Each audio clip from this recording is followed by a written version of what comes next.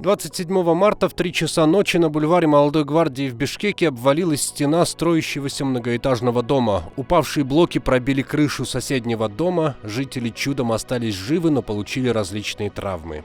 Стало известно, что дом строит ОСО с иностранным участием KG «Восток Сервис». Одним из учредителей этой компании до недавнего времени был депутат Джусупбек Коргонбай-Уулу. Впрочем, став депутатом, он передал свою долю в доверительное управление ОСО «Мармара Стоун». Редакция «Фактчек KG» выяснила, кто второй учредитель.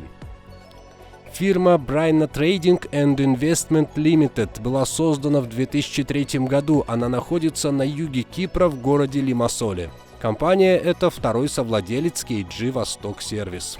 У Bryna Trading and Investment Limited есть свой сайт. Правда, он подозрительно лаконичен. Фото чайки на всю страницу и контактные данные. Никаких сведений о руководстве или команде нет.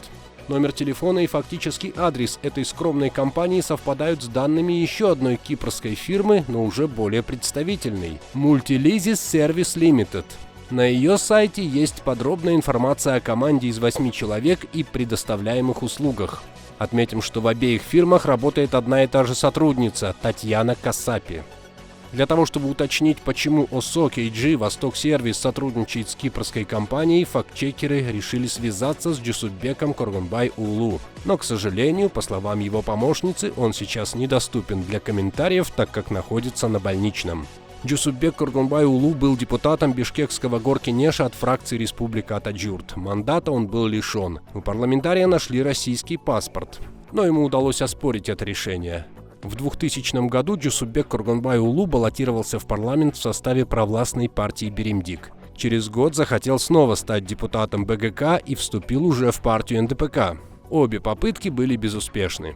Джусупбек Коргонбай-Уулу – бизнесмен, у него много компаний. ОСО Кокджатык, ОСО с иностранным участием Джусбек Компани, ОСО Восток Сервис Ойл. Часть этих компаний депутат передал в доверительное управление фирме Мармара Стоун, владелица которой его супруга Татугуль Алашева. Женщина эта в 2020 году выступала доверительным лицом партии Беримдик.